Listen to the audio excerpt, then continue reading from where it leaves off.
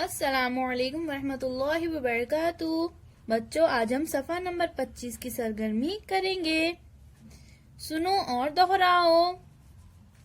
चिड़िया, चिड़ा, बंदर, बंदरिया, गाय, बैल, कुत्ता, कुतिया, चूहा, चूहिया, भैंस, भैंसा, हाथी, हथनी, प्याला, प्याली, मटका, मटकी, थाला, थाली, थैला, थैली, देग, देगची, कटोरा, कटोरी।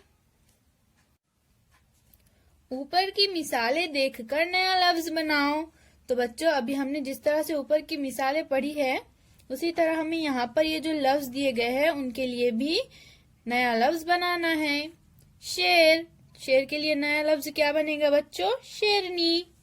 ऊंट, ऊंटनी, घोड़ा, घोड़ी, गधा, गधी, मोर, मोरनी, अंधा, अंधी, राजा, रानी, भिखारी, भिखारन, दूल्हा, दुल्हन, धोबी, धोबन। तो इस तरह से बच्चों, इस सरगर्मी को आप भी अपनी किताब में मुकम्मल कीजिए। अल्लाह हाफिज।